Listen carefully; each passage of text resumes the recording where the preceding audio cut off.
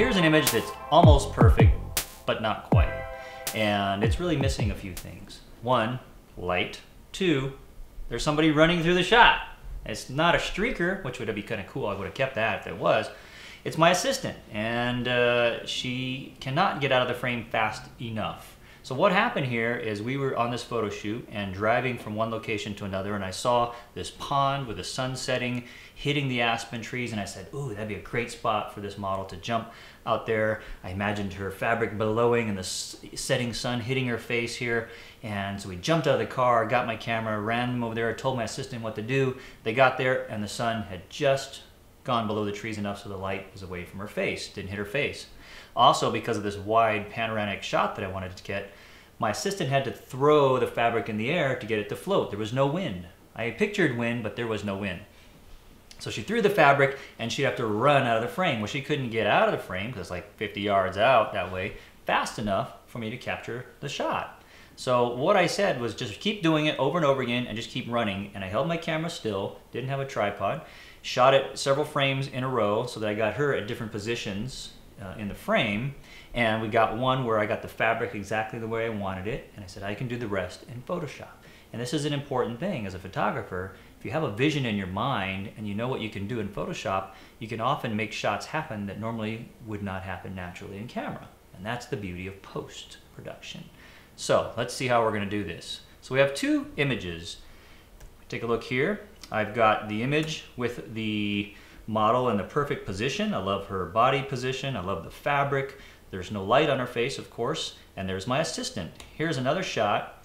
Similar. My assistant's not quite out of the shot yet, but she's in a different position, which is important from the previous one there. So I know I can now use bits of each image and layer them together. You'll notice too that the frame shifts a little bit because I was hand holding this, so it wasn't perfectly in register from shot to shot. But that's okay because I'll show you a trick to fix that in Photoshop as well. So I have the two images. This is my winner as far as the model. That's the one I'm going to use of her. So I'm going to do a few little tweaks on that. First of all, it needs light. So I want to create that beam of light on her face.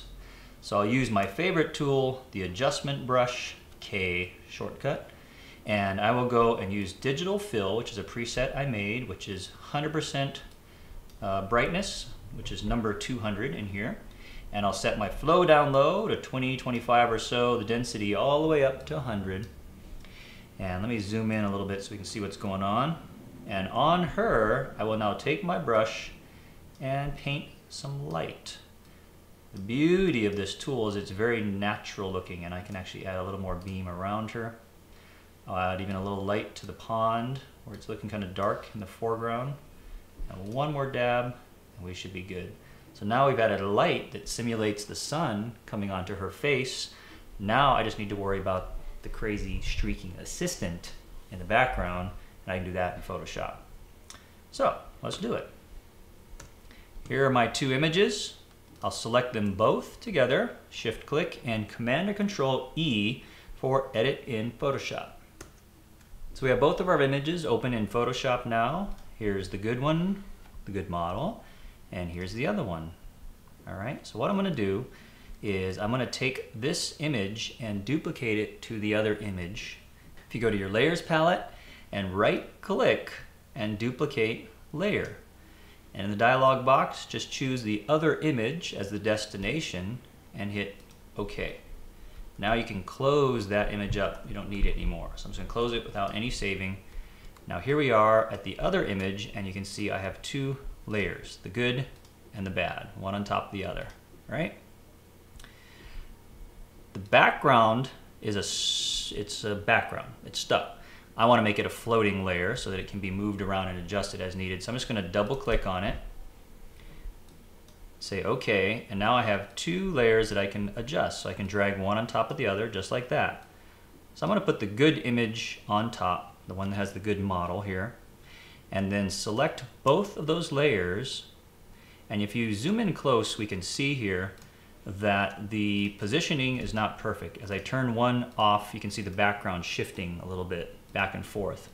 Well, there's different ways you can align that. You can make one transparent and manually adjust it, but Photoshop actually has a tool for fixing that. So just select the two layers that you want, I'm gonna go to the Edit menu.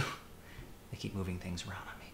And choose Auto Align Layers. Auto Align Layers. And this is the same tool that Photoshop uses when you make panoramas to automatically align images, and also when it uses HDR to make two images that are out of register become registered by looking at the details in the image. So I'm just going to let it automatically do its thing, hit OK, and wait a couple of seconds, and ta-da, they're now auto aligned. So if I turn my eyeball on and off now, you can see the trees don't move. They're perfectly in register, and the only thing that's moving is my assistant. Wee, wee, wee, wee, wee, wee, wee. Okay, so here's what I gotta do. Now that the images are aligned, I go to the top image that has the bad assistant, select that, make a layer mask. I'm gonna zoom in a little bit here. And what does black do on a layer mask? Blocks. So I want to block. So I'm going to take my black brush tool, 100% opacity, shrink my brush down a little bit, and paint away the assistant. Look at that. All the detail is there from the other image below. The fence, the grass, everything else. If I go over the edge and go too much, I'll start to reveal the other assistant. So all I need to do is switch to white and paint that assistant away. Okay, so this is a lot easier than having to clone detail like a fence or anything else out of the shot, because you'd have to patch every little detail. That'd be virtually impossible. Well, it wouldn't be impossible, it would take you forever. This way is fast and easy. So just remember, take a couple of shots. When there's crap in your shot, it could be a car or a pedestrian walking by.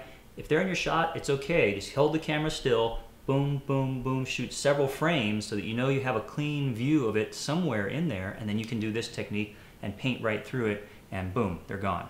All right? So now I'm golden. I've got that person out. Image is looking nice. Everything's beautiful. I'm going to flatten this up, and I want to get rid of a couple more things. This pole in the background is not doing it for me. So I'm going to take my lasso and make a selection around it, just like that. Remember the content aware fill? We used this tool in our last episode. Shift, delete, and just hit OK with content aware selected. And boom, look at that. It fills in the background, matches the texture, matches the detail, everything from behind it without me having to do any crazy cloning. I'll scroll over here because I had seen one other thing. There was a sprinkler system that I didn't like. So I'm going to take that out as well. Select it. A nice rough selection. Shift, delete, enter. Boom. It's gone too. Much easier than having to manually clone those out. Alright, so there's our image, looking pretty beautiful. All I want now is a little more punch to that image, so I'm going to add my little secret formula layer, a levels adjustment layer, leave it as is, but change the blending mode to soft light. Gives it a nice punch, punches the colors up, a little more contrasty, a little more vivid. If it's too strong, just fade it with the opacity slider. And there you go.